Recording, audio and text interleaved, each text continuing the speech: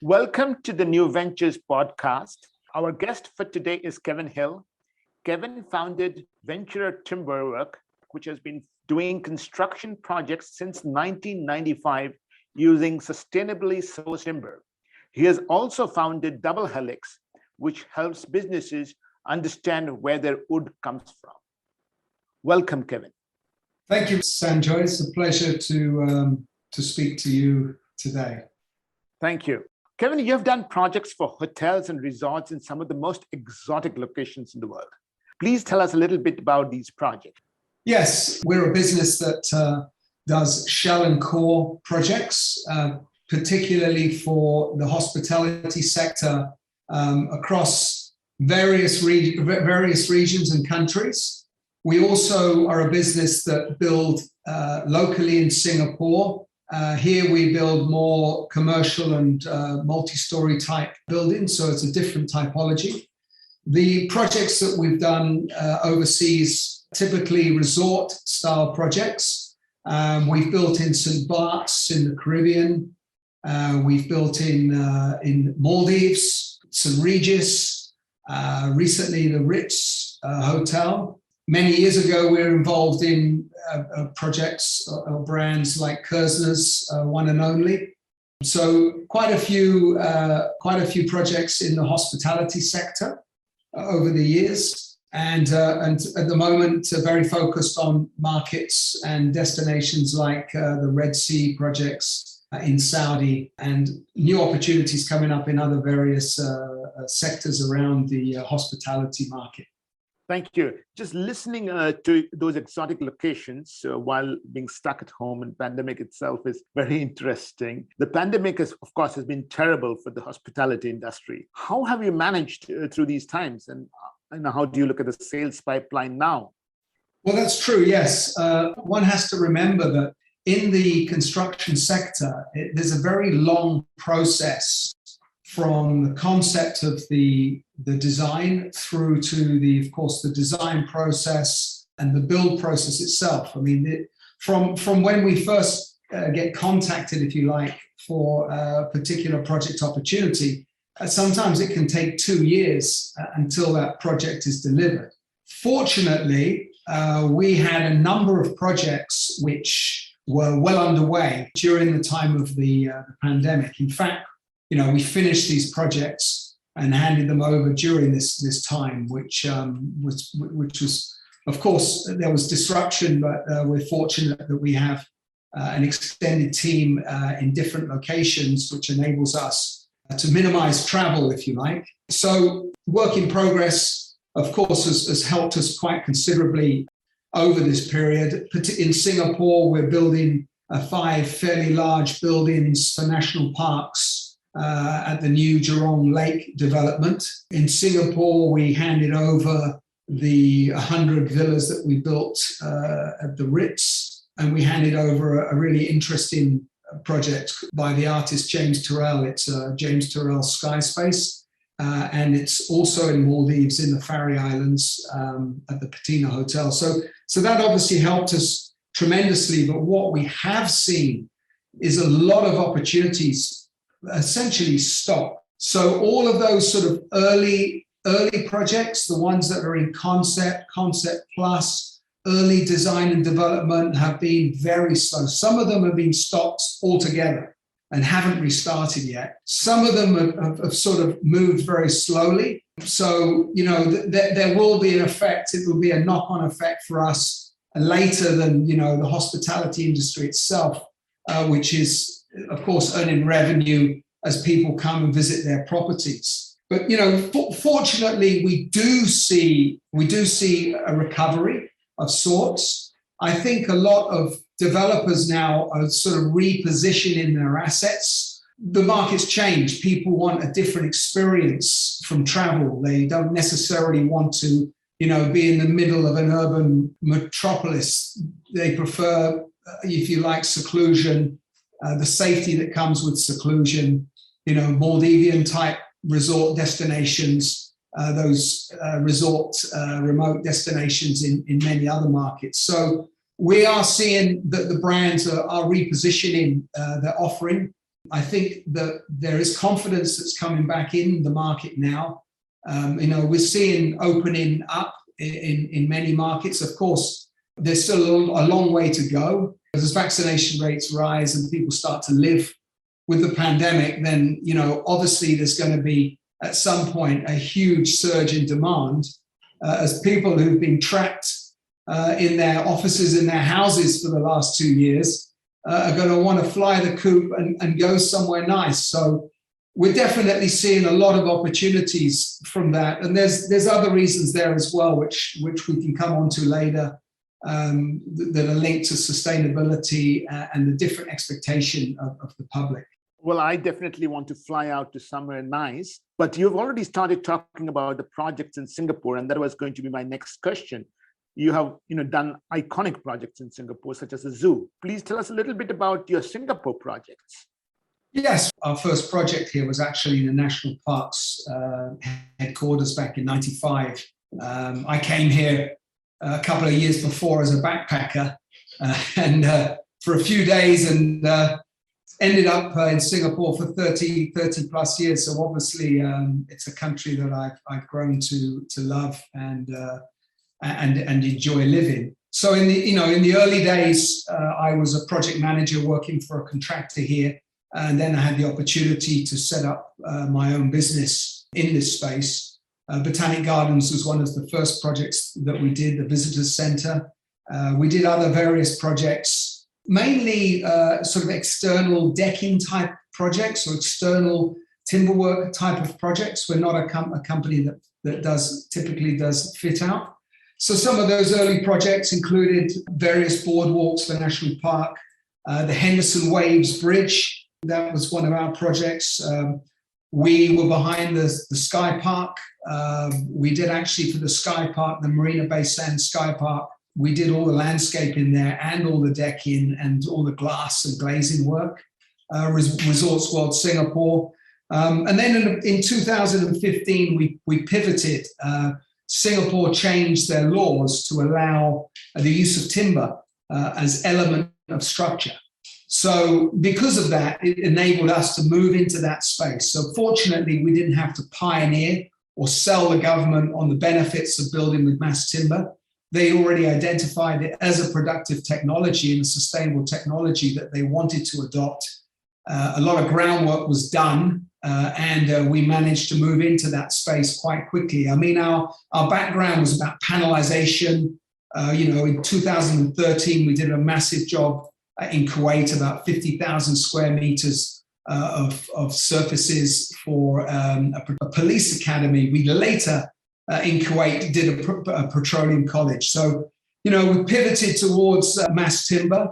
And from then on, we've been fortunate to do some nice projects here. We built the first army barracks in the world, actually, which was done through the Singapore Defence Science and Technology Agency, the DSTA.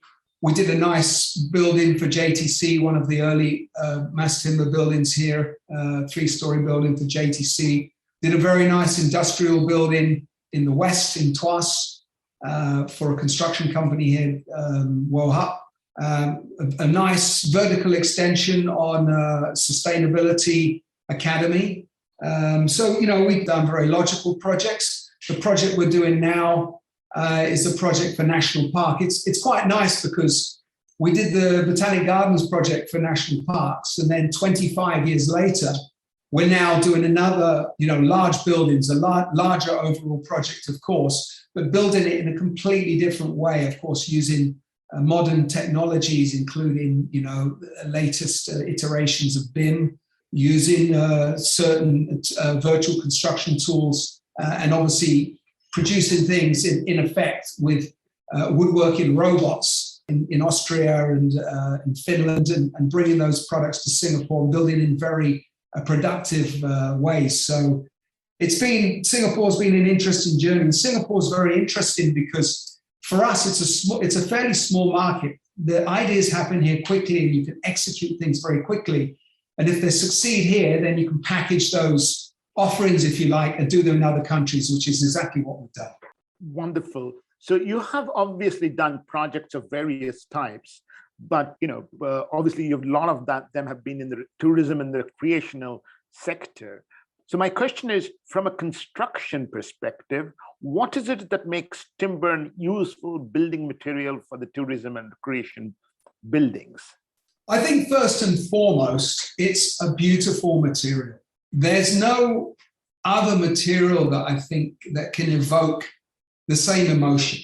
When you walk into one of these buildings, the experience it's not like any other experience that you have in any other type of building, whether it's, concrete or steel or some other material. Wood has this very special connection, if you like, with humanity. And I think when you're talking about tourism, you really are talking about experiences. People come here for an experience, and that experience, I think, is very well represented with a wooden building. That, I think, would be front and center. Of course, secondly, the sustainability element, if you like, it's a very low impact way of building. You can build in very sensitive areas, like if you were building, for instance, now we're building in the Geelong Lake vicinity for National Park. There's a quarter of the amount of transport involved in bringing these materials to the site. So that's a massive reduction in the disruption of the existing park. They're much lighter to install, more predictable outcomes, and lighter buildings are a lot safer. I think they work very well with tourism. First and foremost, I think it's the feeling and beauty of wood that really is the most compelling proposition. The feeling of beauty is obviously very important, but just to sort of put myself in the shoes of the CFO of one of your clients, what is the business benefit of using construction using timber? I think, I mean, as far as a business perspective is concerned, if we look at the hospitality sector, it's always about being on the edge of what's new, what's special, and I think wood can deliver that. And it's a very versatile. If we're talking about engineered timber, it's a very versatile product in terms of what it can deliver. Our Tyrrell Sky Space in the Faroe Islands, it's a 400 square meter roof. It has 3 millimeter razor edges to it. It has a 16 meter square hole, again with razor edges, and it's supported. The only visible support is an external trellis. So that was possible with engineered timber. I mean, we were looking at composite technologies and other technologies for the client. And timber was the best solution, predictable, because we can work within existing codes. And, when we're talking about building different assets for businesses, predictability is very important. Of course, there's a new component now. I mean, productivity is a very important factor when we're looking at building in this part of the world. It's very important. And now with the big labor squeeze that we're seeing in lots of markets, the inability to move people around as easily as possible, and there's never been a more valuable attribute than productivity on site. When we start moving a lot of the processes into the factory, of course, it makes a very compelling solution, because then on site, where you have a lot more variables, it's a lot more limited. There's less chance for things to go wrong because we're doing as much as we can in the factory environment. So, timber is one of these off-site technologies. In my opinion, it's the best in terms of what it does. It doesn't do everything. In terms of what it does, it's the best. So I think that's very important. And the other thing, in terms of its versatility, we've just developed a product. It's called Nautilus Water Suites, and it leverages the lightness of cross-laminated timber, which is a large format building product panel. It leverages the lightness of that, and we can actually deliver a hotel suite on a floating powered craft, which is, it's created a new genre, and we can build these with a quarter of the carbon that you would need to build a 2-bedroom home. So I think there's very few structural building materials that have this depth of versatility. And I think that is very important for business.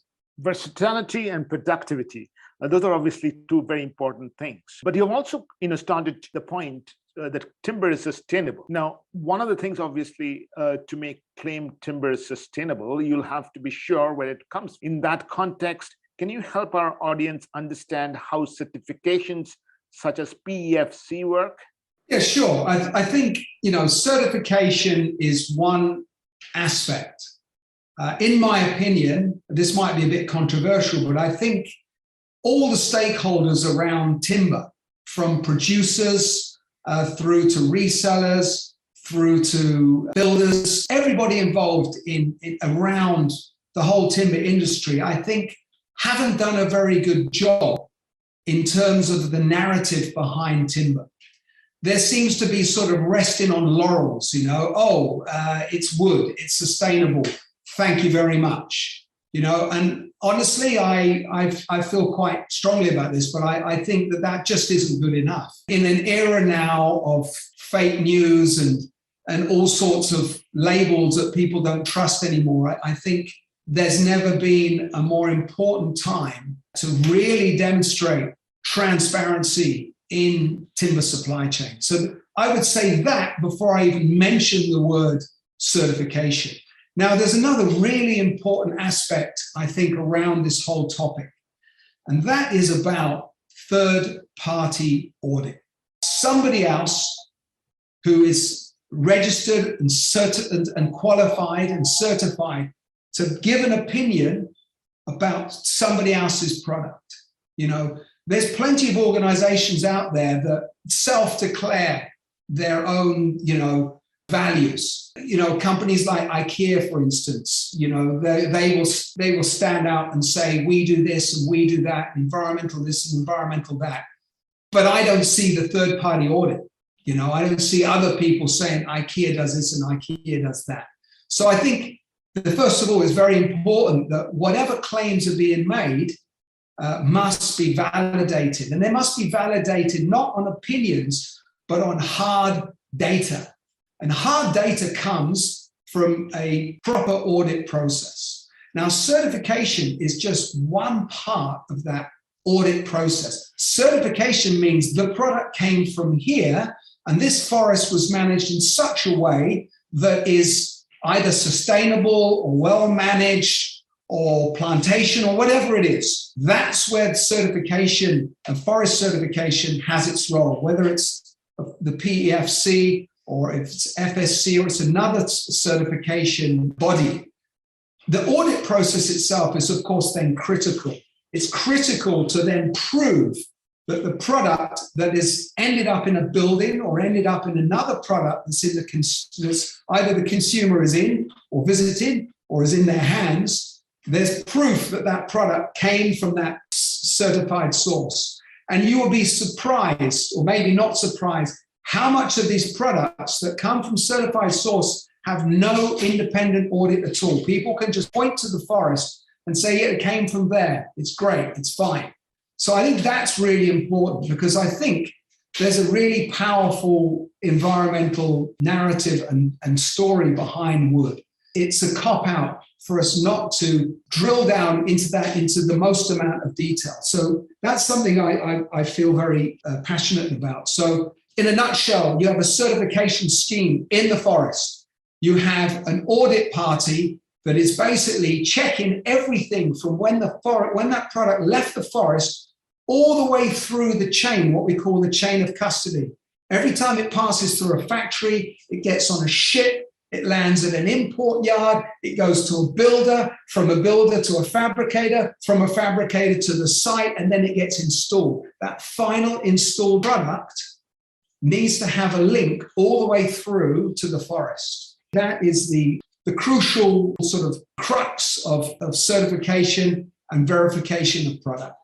And it seems to me that your own company provides some of these services, Double Helix. So could you tell us a little bit more about what type of services does Double Helix provide? Okay, so I just, I happen to be the founder of Double Helix Tracking Technologies. I am a shareholder. There are several other shareholders. But the company was essentially founded out of work that we did many years ago, actually, for the zoo. where the zoo started asking questions. Bernard Harrison, actually, the CEO at the time, was asking questions about where materials came from. They want to use wood because it's a natural product to use within that environment, but they want to make sure that they're using wood that's not, causing destruction to the very animals that they're showcasing, if you like.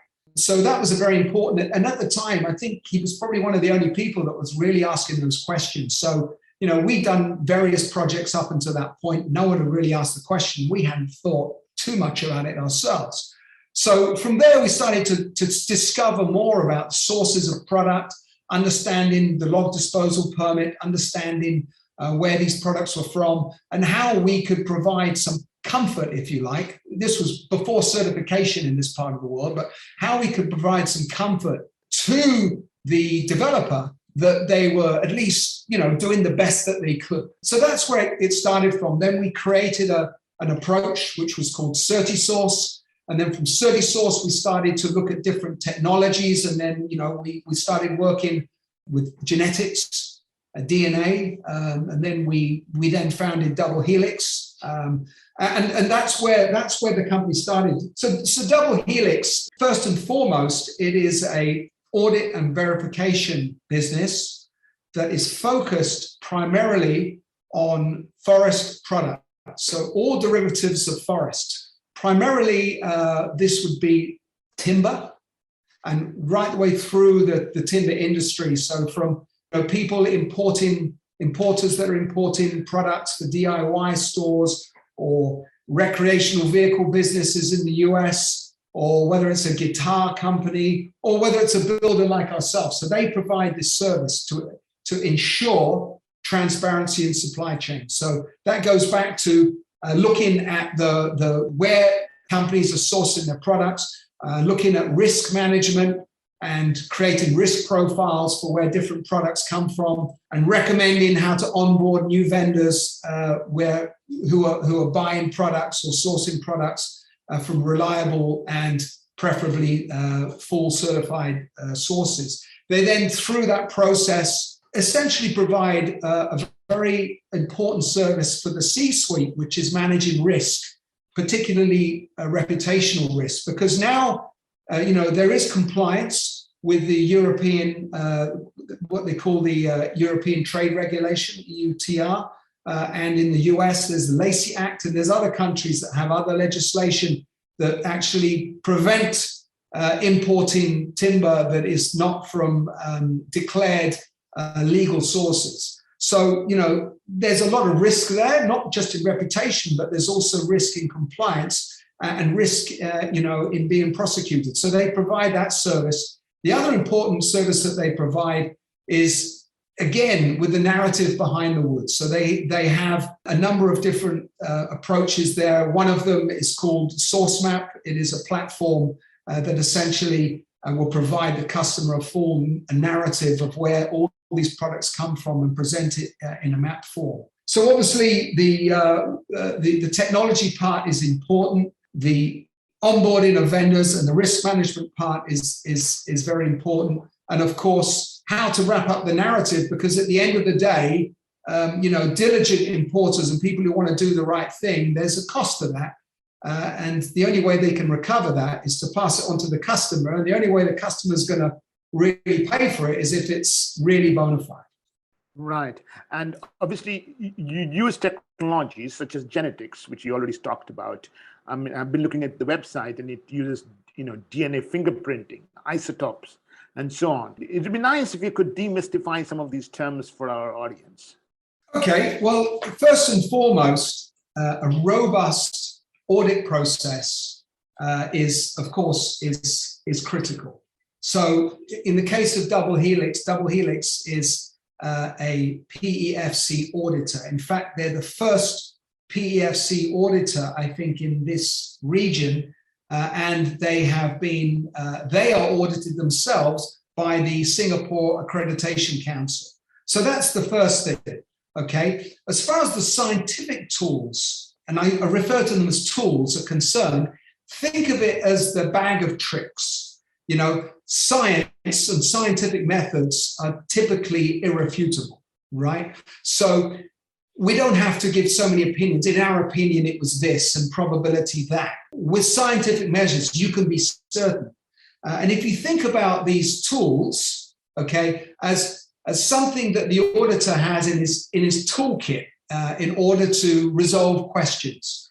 Now, these tools or scientific methods have different purposes. First and foremost, one of the key technologies we're working with now is blockchain.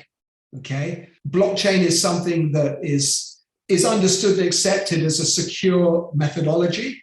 It has its limitations, but when you start pairing blockchain with different types of scientific technologies, like, for instance, genetics, so a lot of people wouldn't realize that actually a tree has 60 times the amount of DNA that us humans have. I suppose they've been around 60 times longer than us, so that probably makes sense. But there is the ability with genetics to get the resolution down to the individual. Okay. When we look at other technologies like isotopes is more about getting the resolution down to a region. And then there's wood anatomy. Okay. And wood anatomy, when we look at wood fiber under a microscope, can start telling us different species. Okay, so why are these important? Well, sometimes we just need to resolve a question, which is country of origin, because a lot of the legislation around timber is about misdeclaring the country of origin, particularly if that country of origin is on a banned list or a CITES list. So if we just need to resolve country of origin, we can use genetics, but maybe that's like bringing a shotgun to a pea shooter fight. So maybe isotopes is sufficient. We can find the region, and from finding the region, we can answer a question whether this is being a misdeclaration of country, which in that particular question is sufficient. It might be genetics is something that's important for tying individuals with individual materials from individual locations. Recently, there was news, I think last week, about an individual who was found guilty of illegal logging. I think it was big leaf maple for the guitar industry in the US. That work came from genetics, and Double Helix was involved in some of the early precursor work with the US Forestry Service. So that that answered a very specific question about an individual and an individual tree from an individual location, which isotopes wouldn't have the resolution to do that. So that's where genetics has a play. And of course, as we build more reference data, genetic reference data, if you think about how these genetic profiling sites have kind of exploded after the last 5 years, and now you can take a swab and they can tell you, where your heritage is from and all sorts of things. That's the same thing that really is, I think, beginning and will happen with the forests. There'll be reference data built so that if we can do the equivalent of a swab for a tree, we can then put it into an analysis and straight away tell you where it came from. So that's the power behind genetics. It's still very early days, but that's the power behind it. Whereas wood anatomy, which has been around for decades, it's still useful because sometimes if someone misdeclares the species, then we can use wood anatomy, which is relatively inexpensive and fast, to resolve that question about whether this is this species or that species. So think of technologies as a toolkit to answer a specific question. I hope that helps. Well, think of technologies as toolkits to answer specific questions. I don't think there can be better advice on how to look at technologies than that sentence. You've already talked a little bit about the types of people double helix works for. Everybody who uses wood, from building materials to guitar companies. But maybe this is the time to talk a little bit about the customers and partners of double helix. Yes. I mean, Venture is I would say, a very small customer of Double Helix. Of course, Venture is a PEFC builder. So we are a chain of custody builder. In fact, we are the first PEFC chain of custody holder, I think, in this part of the world. That enables our customers to then use the PEFC brand because there's proof, independent audit proof that these products were PEFC registered. And there's a process that we have to go through, which means the auditor, Double Helix, who we engaged to do this, has to go through and look at everything we do. We only allowed to buy wood, even if it's not PEFC, it must have minimum legal credentials. They look at our labor laws, they look at our processes for non-compliance. So it's a very holistic process, this PEFC project certification chain of custody. So that's the service that they provide for us, which is a very small segment of what they do. The main service that they provide is more on a big importer level, looking at country sources. In fact, worked with PEFC to set up the first scheme in Myanmar for teak. And Myanmar's at risk because there's borderline countries where teak can be smuggled, and there's other issues around teak. Although I believe the Myanmar Timber Enterprise has done a good job in the past of managing their forests, again, there's been no third-party credentials, and people need that. So I think that's a very important part of what Double Helix does. And then, of course, from the importer's side, critical because they can't import these products unless they have a third-party audit of origin, so that's a key service. So, those people in the C-suite know what they're getting. So very large importers, and that trickles through down to resellers and branded resellers. So Double Helix gets involved across really the whole supply chain, from forests themselves, working with forests to help them get up to speed with certification, getting them into PEFC certification schemes, which is what they're doing right now with resource owners and forests in Indonesia, right the way through to working with mills and exporters, and then working with the importers, and then helping the importers also with their claims with the resellers, and making sure that the customer that comes in and buys that product or uses that product or goes into that product, in the case of a resort, has full transparency. That's what they do, really. It's an end-to-end service. And I think it's never been more relevant because if we think now, of course, this big summit that everyone's been talking about, there's been declarations made. Hopefully this time they'll follow through with them. But, within this decade, there's an ambition to eradicate illegal logging. And in my view, the first thing you need to do is to clean up and have a better spotlight on what is going on. So you need these tools, and you need companies like Double Helix, whose business model is really about providing transparency to see what's going on in order to then start to fix it. And whoever's fixing things should obviously get, there should be some benefit. And who's causing the problem, there should obviously, that's where the sticks come out. So in a nutshell, that's what Double Helix and companies like Double Helix do. Yes, actually, that's a good point that you bring up.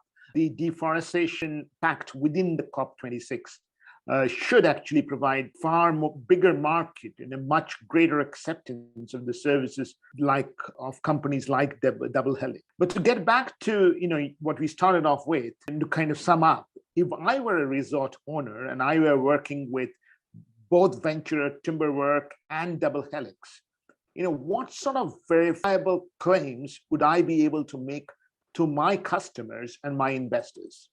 Yeah, of course, that's $60 million question, if you like. But I think right now what we're actively doing is to try to get these resort owners and these developers to understand more. And, I'm pleased to say that I've never seen interest levels so high. So this isn't just about, in the old days, it was about, give me and this one must be from FSC because the guy's asking for FSC, or this is PFC, but we must have this certificate, or lead this or lead that. I think right now what we're seeing is a genuine interest about what goes on, where these products are from, what the impact is of these products. So I think to start with, I think, it's about getting everybody into the stakeholder process. So, it's not siloed anymore. There's the forest, and it's siloed there. And then there's the certification guy, and that gets siloed. And then there's the builder, and that's siloed. And then there's the developer. So it's about bringing all of that together in order to create value. And as I just mentioned with Double Helix is not doing this alone. Double Helix is really improving its proposition by partnering. So, there's companies like 11 Foundry that are pioneering cutting edge blockchain solutions. And there's other various partners that Double Helix has partnered with in order to create more to the offering, to offer more of an end-to-end solution. So when we look at the developer then gets involved in that process because, if we take example of the recent project that we've done, I think this is case in point for Pontiac Land, the Singapore developer for the Faroe Islands project. The owner from a very early stage got very involved in the sustainability aspect. In fact, there's many other facets to the sustainability offering of their project. So they're very involved in that. And because of that, they then engaged not just with us, but they're also engaging with Double Helix. So they're also engaging with our auditor. And the sustainability, the tools that are being developed in terms of visual tools, a source map, very important to the developer because in the past, they'd have a certificate. It was in a filing cabinet somewhere. Someone asked for it, they get it out. Now, it's something they can really talk about. There's an interface. You can go into a villa, take a QR code, zooms into the source map, and you can start getting stories about where these products come from. You can get an interview with the designer. You can get information on carbon offset and carbon calculations and so on. So I think that whole sort of developer becoming part of that value chain stakeholder is adding a lot to the proposition. So by making these really strong verifiable claims, that's adding value. It's adding value to the brand. We look at other developments now. So I think Pontiac Land, the Faroe Islands, really pushed the boat out. They even took the source map interface and they're starting to populate it with other products and commodities and using that as the key visualization, if you like, OS for the property so the public can really understand. So I think once you get the public on your side, once they understand that they're getting really bona fide information, then I think they start to understand that there's a premium that's worth paying for it. So I think that is the real value proposition, I think, to these resort and property developers. Right.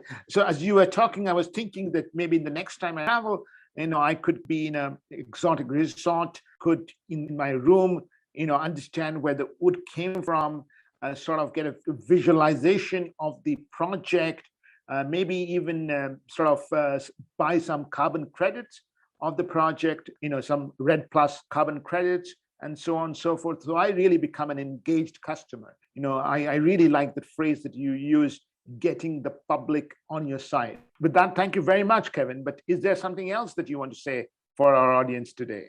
Yeah, I'd just like to wrap up that at the end of the day, when we're talking about mass timber, it doesn't do everything, As I mentioned when we started, it does some things very well. You're not going to build HDBs in Singapore anytime soon out of wood, but building a beautiful clubhouse that's the entrance to a project, or building a beautiful resort, or something else, we are now committed to finding regional solutions. So I think this is a good place to finish. We're looking for regional produced mass timber solutions. The partners that we work with in Austria and Finland are brilliant.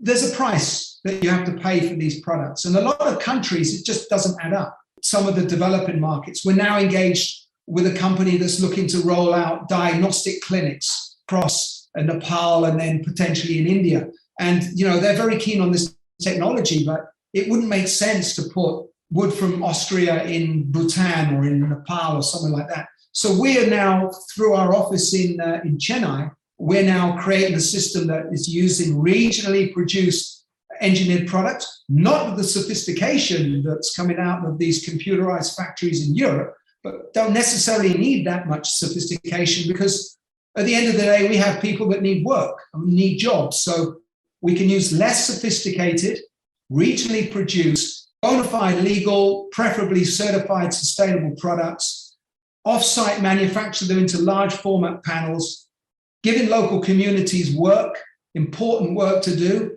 creating good quality products. Just because the products are, say, sourced from India doesn't mean to say there needs to be any stigma about quality. Good quality solutions, and then delivering those into a whole different tier of projects. So healthcare, into medium hospitality, in residential, into other markets. If you think about mass timber's role in the built environment, there's only so much it can do in its current iteration. It needs to get much bigger. We need new technologies. There's technologies coming from companies like Lignor that are using plantation fiber, which is produced all over the world, adding it to LDPE resins in proprietary ways and creating, super products, which I think could have a massive influence on the environment. So my hope is that within the next 10 years, we'll start seeing significant buildings and projects built with, low carbon technologies or carbon sequestering building technologies like timber, using regionally produced resources, which have a much higher stakeholder from regional players. And that's where I'd like to end, with my fingers crossed. Thank you. Thank you very much.